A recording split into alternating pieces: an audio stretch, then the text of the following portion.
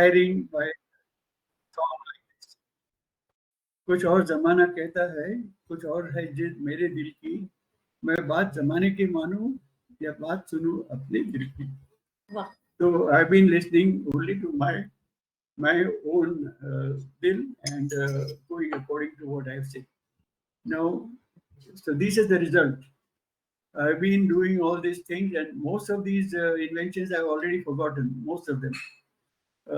But they're all of them were in his response to some inquiry, some impossible question, and it was solved by very simple chain of thought. If somebody comes up and says, "Hey, I want to do this. I want to produce a dehumidifier which does not require a heater." So I said, "Well, it's not possible. It's a perfectly good reason why it is not possible. Because how would you heat something that is already cool?" So then, so we call this thing a PGR, perfectly good reason why something is not possible. And when this PGR comes, everybody else gives up, saying that can't be done, and we get excited about it, saying, "Okay, now we'll have to find a way around this." And we did. In this particular case, for example, here's the question. What if you had to provide an energy efficient humidifier that could maintain these conditions without external energy or reheat? No? So that's it. So the answer was to use the incoming air as a source of reheat and the same as a source of pre-cooling. Now the combined saving was almost 70%. This was the machine which we are selling even now, and it's a very popular device. It's very reliable because the energy demand is very low, and it's only on refrigeration. No hot water, no brine, nothing like that. Okay. So so we had it tested at UDCT, and it came out with the COP of combined heating and cooling COP of 6.7. Now then, let's talk about another question. Same thing. We wanted to cool ambient air now, and in large quantity, so that the load was fairly high. So instead of one single compressor, we decided to use two of them. One operating at high temperature, only up to the dew point of the outside air, and then the other one, I mean, up to 4 degree dew point, just before freezing, and the other one would go below that and go to lower temperatures. So all this combined together, we made it a fairly energy efficient device, which is again still working now very well, and we are selling quite a few of these items also. Now, next one. What if you had to preserve, transport, and store large quantities of produce that is too low in value to afford a cold chain, or too bulky, or that has short life even under refrigeration, like avocados, for example? The answer, these are the items that we made. The answer is to have a system called APVAC, which is ambient pressure vacuum drying.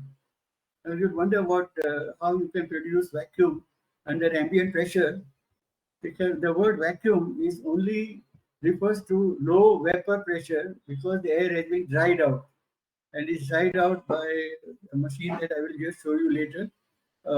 And so that because it's only the dry air that is pulling out the vapor, there is no heating, there is no vacuum, air vacuum, so that the volatiles and other things are maintained. There is no cooking, so the taste and everything also remains the same. So that when you rehydrate, everything comes back to the same except for the shape which gets deformed, and sometimes it turns into powder. But then if this turns into powder, you can always use it to make soups. Here is the machine. We call it a sub-zero combi. all I've done is the stage that goes sub-zero has two coils, and when one coil freezes, the other one starts, and it keeps on cooling at minus 15 degrees centigrade or so, while the other one is at 0 degrees because it is just defrosting. So once the other coil starts getting frozen, the first one starts again. So it keeps on alternating one after another, and the mixture is at minus 6 degrees dew point, and this is sufficient to remove most of the moisture from most of the agro products, and so the result was what we showed you.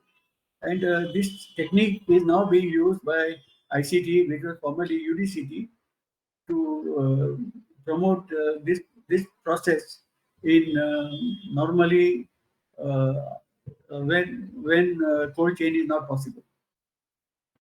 We'll go to another one. See, we get all kinds of answers, there are all kinds of questions, and that's what makes life very, very interesting for us. He wants a high humidity, high temperature, compact industrial air conditioner. Now it's a tobacco company and they want to store tobacco, and humidity has to be high, otherwise the tobacco will crumble and also lose its value. So then we provided this one. The idea is to hold the evaporating temperature to the room dew point, so that the cooling is there without dehumidification. And then, if required, then heat add more humidity by putting, pouring water over an evaporative pad in the back. And because the air quantity required is fairly high, and you want it in a compact arrangement, we use the propeller fan. And it's been working in a tobacco company quite some time, and it's doing good satisfactory service. The next one, if your client wanted a window air conditioner that could meet a peak demand of 2 tons and a minimum load of half a ton, what would you do? And it has to be done without interrupting the cooling, that the machine cannot shut off. It has to keep on providing cooling. So that that I think everyone who has supplied a high capacity air conditioner in a west facing window has faced complaints about the unit not working properly at night, and it's shutting off and having high humidity and all that. So my solution was that we use two compressors instead of one, and they're two independent circuits. So uh, yeah,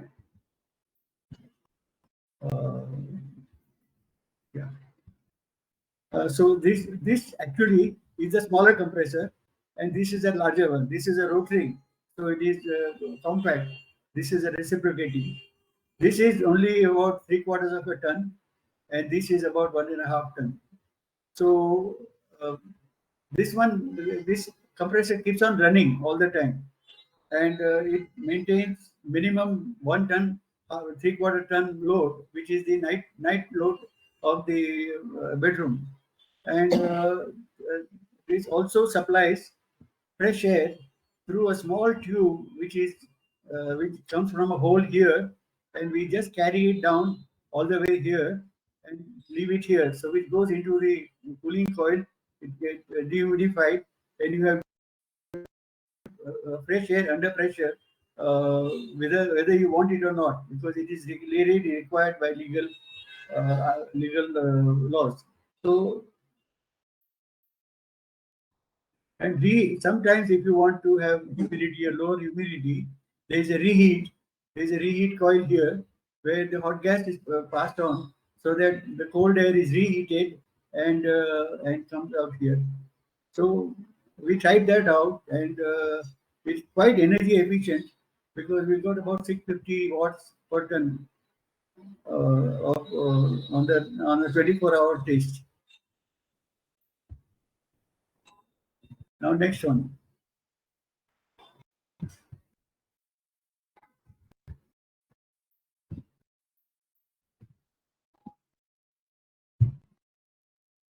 Here the BGR is that you cannot do it without a standby DG set. So we said, no, we don't want a DG set because these are not even allowed many times. And so we came up with this unit. We call it humother because him means ice, humother means ice belly. Uh, this has the this this lower one that you see, the lower box, contains tube, polypropylene tube, corrugated polypropylene tube containing water. And inside the polypropylene tube is a coil of copper pipe also along with that. So that when the copper pipe is connected to a refrigeration system and the plastic pipe is tube filled with water, and after you start it at night, then the entire thing gets frozen. And because the outer tube is plastic and it's corrugated and it's polypropylene, it is very tough. It does not crack or break. So then you have a fairly large mass of ice right here in this, and you shut it off. And when your power cuts off suddenly, then you start this fan, an evaporator, just a fan. There's nothing else. There's no coil or anything like that. So the fan starts. It draws air from this unit, and it comes out here because it's going over ice cold coils, and the thickness of the tube is so small that the resistance doesn't even count. So what comes out is near 0 degree dew point air, and when you mix it with room air with ceiling fans running, you get very comfortable conditions inside. And this is rated in ton hours. This one is about 2 ton hours capacity. So this was also placed in the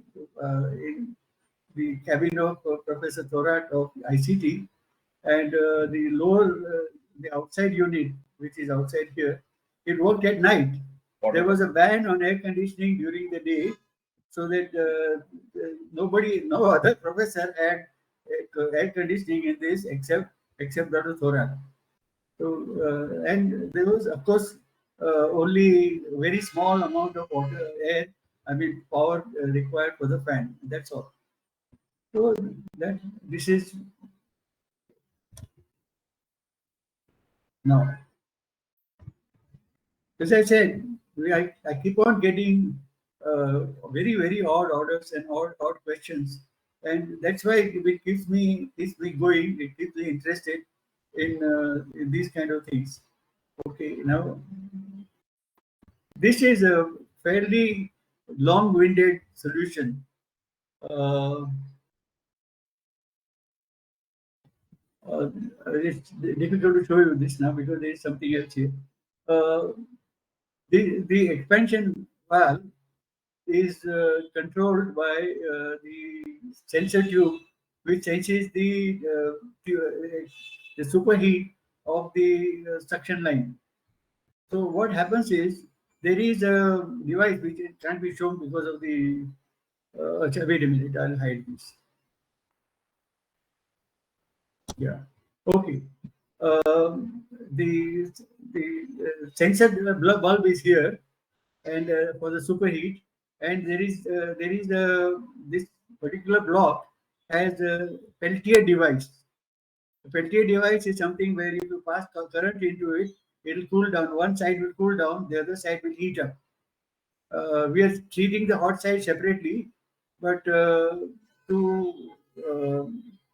the cold side actually cools the expansion valve bulb to fools it into thinking that the suction line, I mean, the superheat has gone down, so that it immediately closes the valve.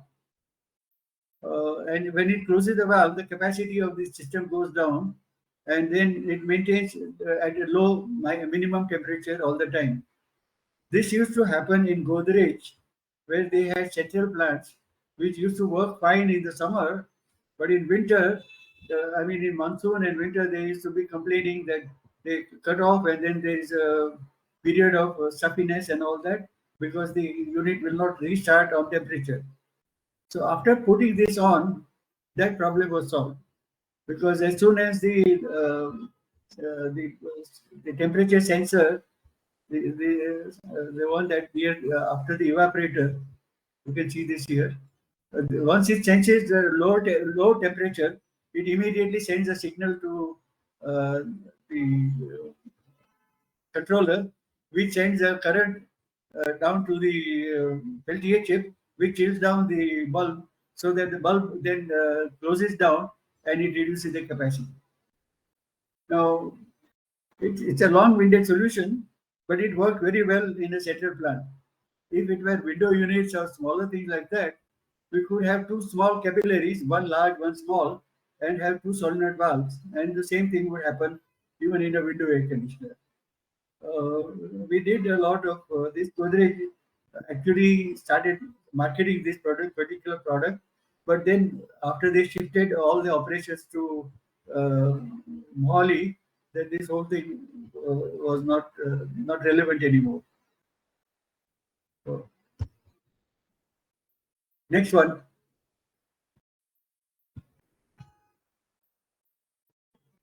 Okay. Control humidity and temperature within these limits, plus minus 1 degree centigrade and 2%. But this is okay. Well, you can do that with a very close controller. But it says that it should be there in every corner of the room, from one end to the other, wherever you go, because the whole room contained there some pharmaceutical equipment which had to be kept at a particular temperature and humidity all the time. So with the load, it was an internal room, so that outside was air conditioned. So when outside is air conditioned, there is no load inside at all.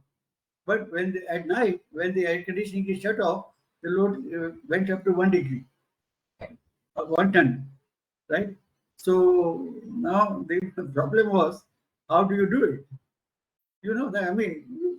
Anyone good PGR is said, look, there has to be a 10-degree rise between supply and return anyhow. So you said, how can you maintain plus minus 1 degree or the humidity in the room like that? So then we came up with a very simple solution. Can you see this? I don't know whether your screen can show this or not, but I'll show you the other one. You see the fan? You see the back of a man standing outside, back in the back of it. Excuse me, sir. We are not able. We are not. We can see only text on the screen right now. No, backside of outside behind the fan, there is a backside of a person with a shirt on top and pant at the below. Can you see that? So we are just able to see the text. No, the fan. Yeah, Yes, yes. Now we can see. Now we can. Yes. You can see it now. Yes. Yes. Very much. Okay. Very much. Now the logic was simple. It takes 10-degree rise to meet 1 degree, one ton temperature. So if you want to limit the rise to only 1 degree, then you increase the air quantity to 10,000. I mean, to 4,000, right? 400 CFM will give you 1 ton with 10-degree rise. So 4,000 CFM will give you 1 ton with only 1 degree rise. So then it doesn't matter if the load is 0 or 1, you are going to get the same amount of cooling. Am I making myself clear on that?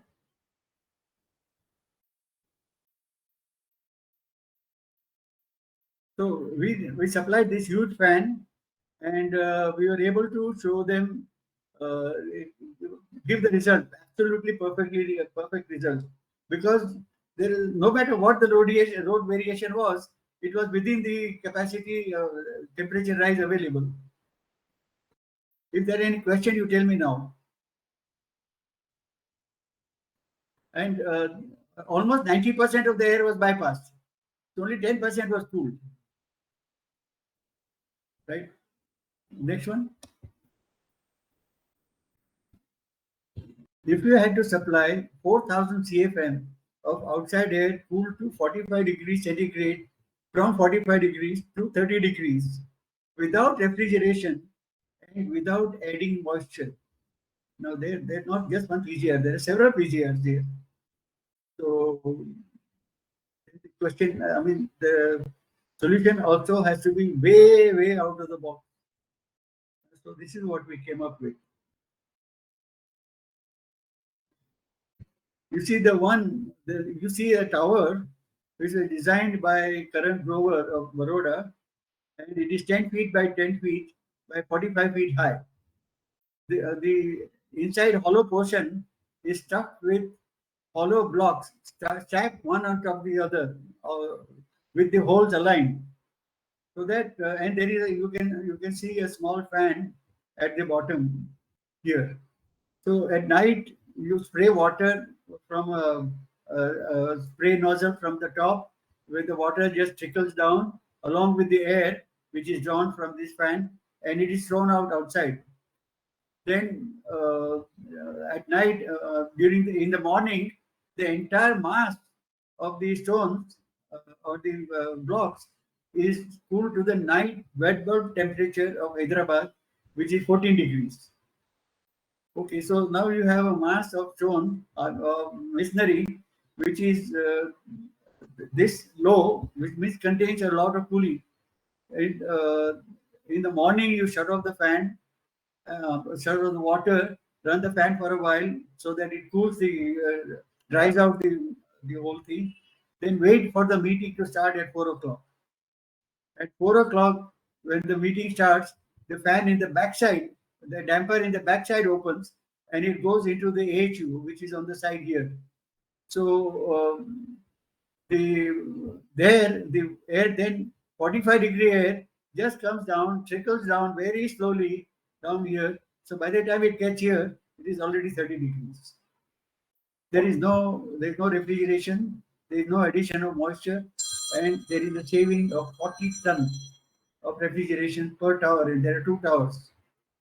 So there is a reduction of demand of 80 kilowatts, and that was sufficient to put us into the category of green building, the first one outside the USA. Now that brings me to this thermo drain system, where I have not given any questions. The same idea of cooling masonry or cooling structure works very well in air conditioning. What happens is,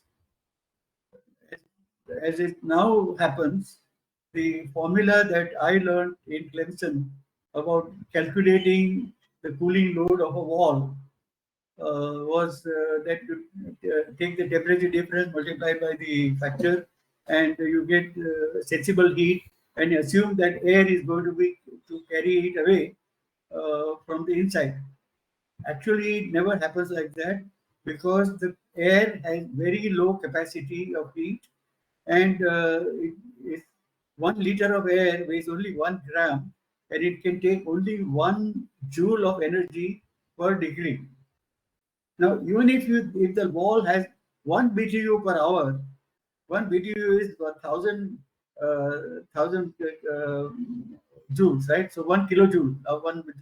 So for taking 1,000 joules here, you need 1,000 CFM of air, I mean liters of air going over that surface. Sadly, it never happens that way. No air conditioning system ever supplies that quantity of air to a wall. So the wall doesn't get cool. It remains hot.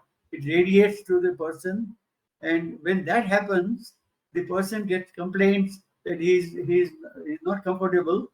So what we do, we simply reduce the temperature from 27 degrees to 17 degrees or 18 degrees, and so that the direct blast of cool chilled air makes the person forget that he is being heated by the wall. Anyway, that requires huge amounts of energy. So when I came back from USA, I was also very proud that air conditioning is the only way of providing cooling. A senior person from my community asked me, says, "Oh भाई आप कह रहे हो कि बिना air conditioning नहीं ठंडा नहीं होता, तो ये ताजमहल जो है आगरा में उसमें कितना टन का एयर कंडीशनर लगा होगा?" That punctured my ego right then and there. Then I decided, yes, there's something there to be done. I tried to look for any kind of literature on cooling of the Taj, and there wasn't any. So actually, I spent a whole lot of time measuring and going to the Taj and to the Gold Gumbas and all that, and getting data. And then I found that the way our heritage system works, they absorb all. They're so massive that they can absorb all kinds of heat without getting rise in temperature at all. And that heat is then either radiated away by a plaster or it is taken away by underground water bodies. So to do this, I duplicated the system, and this is what shows the system. I'll show you the basic system is like this. You put a coil. Sorry, you put a coil. A tube of corrugated polypropylene pipe, 1 inch diameter, on top of a finished slab, and then cover it with 3 inches of screen, and that makes your unit absorb heat from the sun and pass it on to the water. Then a small pump here circulates water at a very slow rate through 100 meters of length of pipe. So by the time it goes through 100 meters, it is very good and hot. So because it is very hot, it can go through a radiator, and the radiator will throw it out, and lukewarm water will go back into the tank. And if you continue like that, at night you circulate only the radiator and the water, and forget the slab, and the radiator will cool this whole water into a very low temperature, the same temperature as the early morning. So you're back again to the same temperature. While this is the basic system, I've applied it to so many places that you'll be surprised how much it is. But there are several very special systems that I will show you. But the first one is one here: a compact, durable, cost, low energy cost heat input for your water to water heat pump. Here is the wood, it's the roof, the same roof that I'm talking about. Well, the water can come out at 45 degrees. I mean, you get 1,000 BTUs per square foot per day. So if you have 1,000 square foot roof, you can imagine the amount of heat that you can just collect and store in a room, in a tank, and then use it whenever you want. Right. So this is one of the applications of it.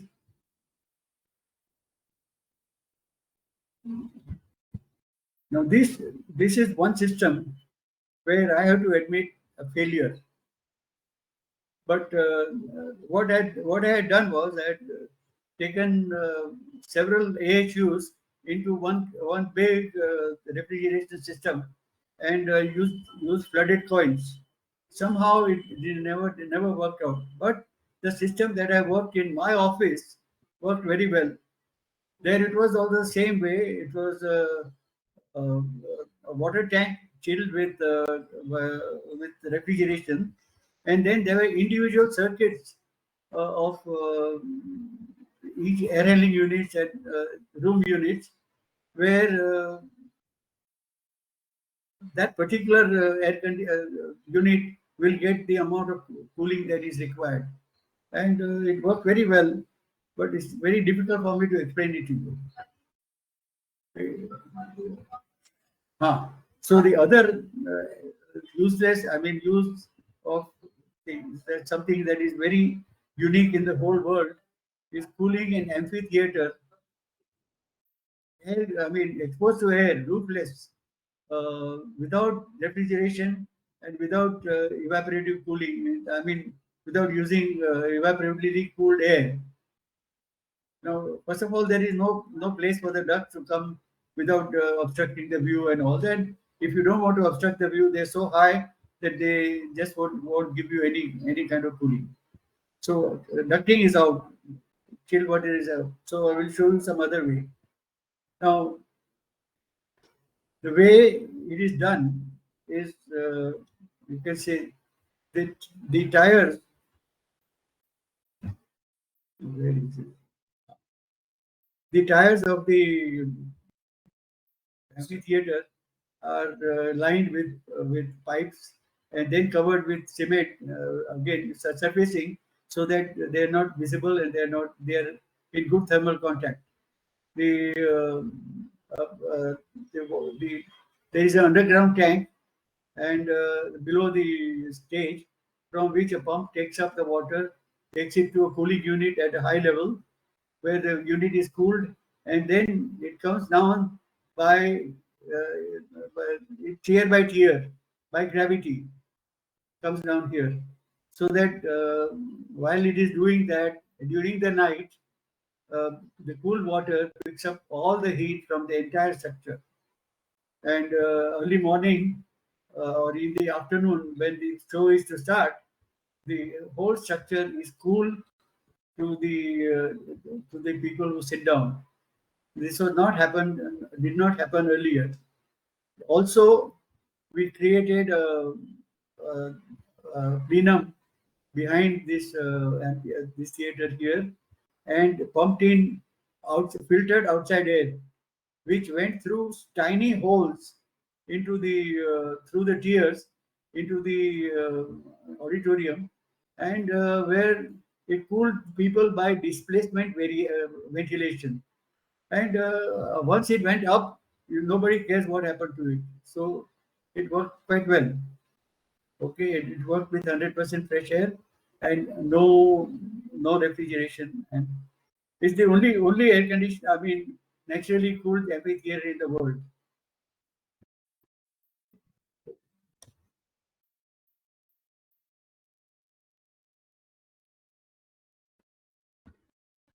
Now, everybody wants to design air conditioning system for people who are wealthy and capable, but what about people who live in informal houses, which is known as jhoppadpatti? They have roof which is made out of roof or metal, tin roof and all. And by 10 o'clock, by 9:30, 10, it gets so hot, you just can't sit inside. So, but then they have no money to buy fans or even air cooler or anything like that. And it's really, really very suffering, very, very bad condition. So I conducted an experiment. I had a slab, a piece of slab put in under this frame, and then covered it with a shiny material from the top. Sorry, uh,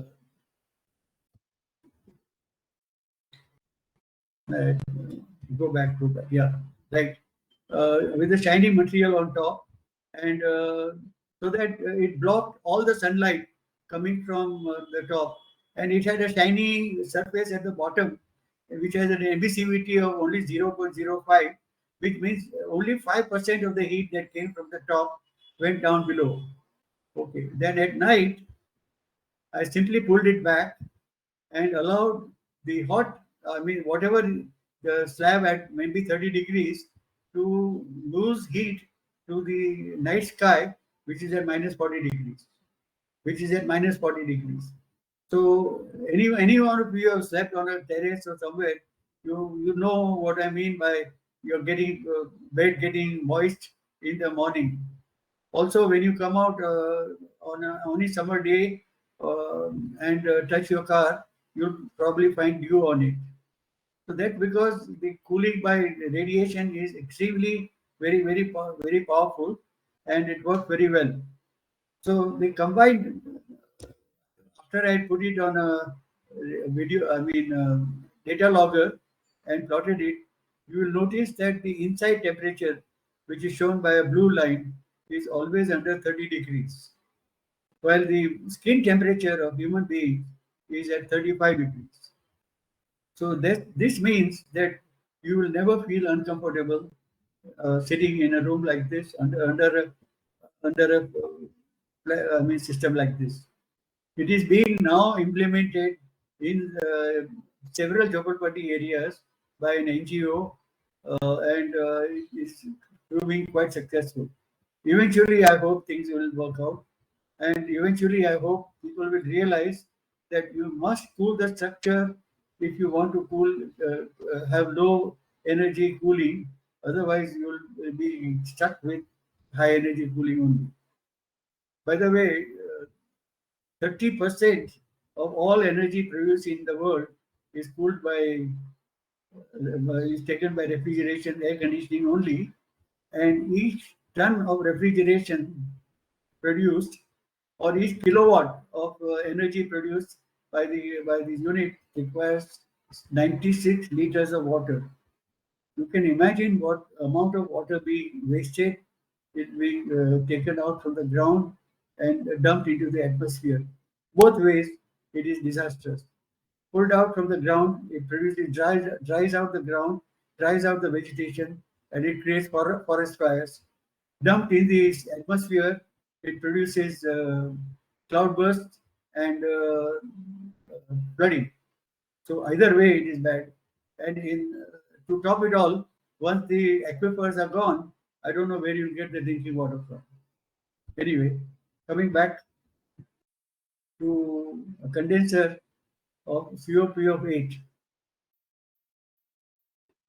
So how would you do that? You say you can't do it without water, without a cooling tower. And yes, with plenty of cooling surfaces and very low air quantity and air flow from the coil, you can achieve that COP of 8 or even beyond. But it consumes a whole lot of water. So what we have found is, if I were to create a fog instead of water, then fog particles are very, very small, and being very small, they will absorb water heat from the condenser as soon as they touches that particle touches the water. So the condensation is extremely fast, and the vapor comes up here, which is actually quite, because the condenser is surface is hot. The vapor is also fairly hot.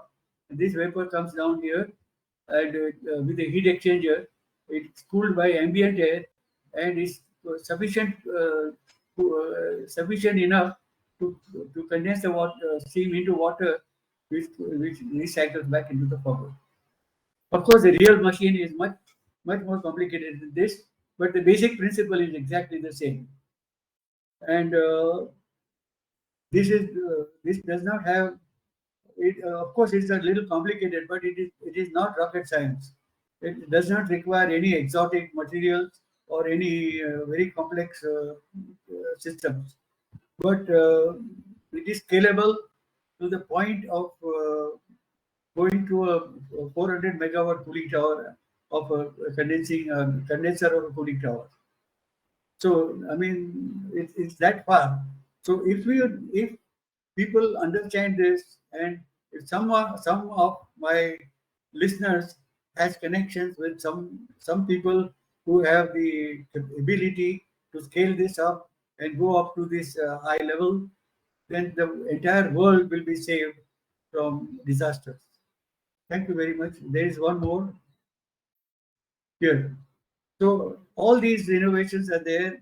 They all aim to save energy or water or a problem. But none of them are a copy or adaptation of any foreign ones. All of them are open source, except for two patented ones, because I've spent a lot of money on them.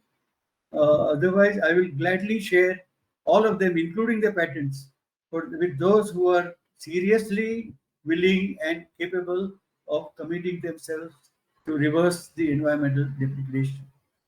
Thank you very much, sir, and gentlemen, and ladies. Thank you very much. Bye bye. Yeah. Thank you so much, Mr. Shah. That was amazing. I mean, all your innovations are amazing, and really hope that everyone tries to No, no, adopt it yeah. and more. Yeah. And so, before we open the floor for questions, I myself have some questions. You have worked with so many prestigious companies and projects. So, and of course, I mean, it is not just that take a product and implement it somewhere. Some every time there is some innovation, some new concepts.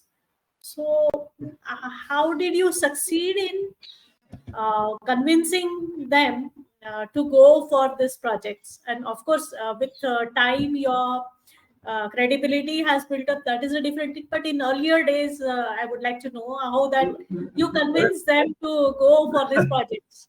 No, no, this answer is very simple. Yeah. I did not have to go to convince them. They came to me. Oh, great. All of them came to me with a problem. Uh-huh. I don't even have a sales department. And Right. actually speaking, one of the clients, I took 2 hours to convince him he didn't need my product. So it is when the client has a problem, finally somewhere the boss says that Surendra Shah can probably look at it. Then they come to me and come up to it. I'll tell you the first one that came up with was a textile mill office in Mulji Yeta market. You know, where they're very small cubicles and they don't allow air conditioning to be put in the at the lower level because it'll go in the other guy's unit. So the air conditioners were put on the top level, and there was supposed to be a hole in the floor where the cold air was to go down and cool the office below. So when I was called to do the ducting, I said this cannot work. So then the engineer said, okay, what will? Then I thought about something. I put duct in front of the air conditioner with a removable duct so that they can remove the air conditioner. And then they had holes in it, just size of the output of the window air conditioner, so that the air will go directly into that hole. And the fan, there was a fan in the middle which pulled in all this air and then pumped it in the cabin below. It worked so beautifully that the word spread very wide. And in 2 decades, we put in 60,000 what we call mini pack systems in the world in Bombay. And nowadays, after the advent of split units, of course, all of them are forgotten. But by that time, I had enough time and money to develop other things. Does that answer your question? Yes, definitely, definitely. I mean, it is really very inspiring. But, So, brand, but no, uh, let me add one thing. Times have changed. yeah. Today it is not possible. People do not come looking for me or to anyone else. Now we have to go looking for customers and go for international giants who have set rules. Like said, you can't go to anybody whose turnover is less than 20 crores. So Mhm. that leaves people like me out. But anyway, we have still have sufficient customers to keep us going, and we hope to have even more because we still have a lot of innovations under my skin. So as long as I'm alive, I'll be doing innovations only. And my sons have agreed to me. My son has agreed. My grandsons have also agreed that they will allow me to do whatever I want to do in the factory. Amazing, amazing. Yeah, and I really hope that this continues. I mean, your efforts keep on continuing. And now there's a question from Mr. Padu Padmanabhan. You might be knowing that he was chief at USA and author of First Fuel Energy Efficiency. And his question is, he's saying is congratulations, Mr. Shah, on the number of high efficiency cooling system innovations designed and developed. And my question is, on what do you perceive as the barriers or constraints that you have experienced on the commercialization of these innovations. Is it access to finance or business development and marketing or any other reason? What commercial solution would you suggest for the rapid scaling up and adoption of your technologies in India? No, I don't really suggest that people adopt my philosophy. My question is, people are not receptive to new ideas. Let it be my idea, from my brain or somebody else's. They should be receptive. Nowadays, what happens? No, no, if it saves a few energy, few kilowatts of energy, we don't care. We sell all we make, so we don't bother about it. Now, what can you do? You can't tell a guy like that that look, by doing this, you're actually ruining the world. Correct. Then you convince the population that by wasting water and by wasting energy, you're actually ensuring that within 30 years, our human race will be extinct because you will run out of water. If you run out of water, you can't run your plants, you can't run your uh, power plants. You can't run your power plants, you can't run your computers, you can't run your computers or your system, your whole system, your entire civilization will collapse. Correct. Am I right, Samir? Yes, very much. So, Uh, and I think that that's the very same thing you are trying to convince your clients yeah. that we energy efficient. So I Yes. agree with you, but I also want to add that they should be water efficient also. Yeah. So all the resources we need to conserve as much as possible Right. to make this world sustainable. And um, The thing about innovation is not that you learn to do something better. You learn to do something differently. When you do it differently, then the whole system becomes very different. For example, now thinking out of the box. For example, if I were to ask the audience, where on world can I draw a triangle where every angle is a right angle? The immediate answer is impossible. Why is it impossible? Because of geometry. What geometry? Euclidean geometry. What does Euclidean geometry say? In a plane, the angles of three triangles are equal to two right angles. But is Earth a plane? No, it's a sphere. So it's a sphere. You can have if you go to the North Pole, come down to the equator, go 90 degrees either way, go back again. You have a triangle with 90 degrees either way. And if you claim that it is a curved line, actually the definition of a straight line is the shortest distance between two points. And in a sphere, it is a great circle. So we have a triangle with straight lines, uh, which has 30 four right three right angles. Anyway, so that's a way of thinking out of the box. yes, true, true. Audience, any more questions are there? Please, anybody has any question, you can text to me anytime you want, and I'll be happy to answer them. Yeah. So can you just tell me your telephone number so that I can text it in the chat box? Okay, Yeah. nine If you nine can nine three nine three yeah. double two 944 1. I've already sent it to you. Yes. So I have already shared it in the chat box so that people can connect with you. And like if there are any more questions, we can take up. And if not related to session, but if there are any other questions also, so that also we can take up regarding the membership and award function.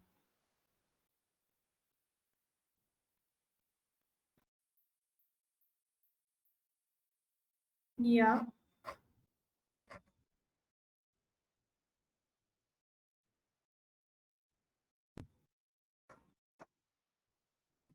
So no, there are no other questions at present.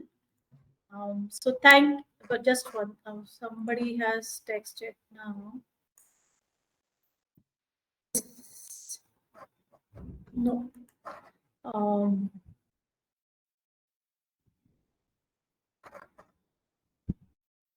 So thank you, Mr. Surendra Shah. That was an amazing session, and really love to see your innovations, and definitely like companies like us, like CTech Solutions. There are many companies who are working in this field, and we'll all try to make more use of your ideas and designs. That's all for today, and we'll be in, yeah. Can you tell me, share with me the number of people who logged in? Yes, definitely. You'll get all the complete analytics. Just don't Okay, worry okay, about it. all We'll right, fine. separately deal with that. Right, sir. Right. Yeah, yeah, Okay, thank yeah. you. So thank you so much. And Right, recording will be shared on the LinkedIn right, profile of your page. right. And as a speaker, I will send you separately also. Yeah. Okay, right. Okay. Thank you so So, much. Thank you bye. everyone for joining, and keep in touch with us for award function and the memberships.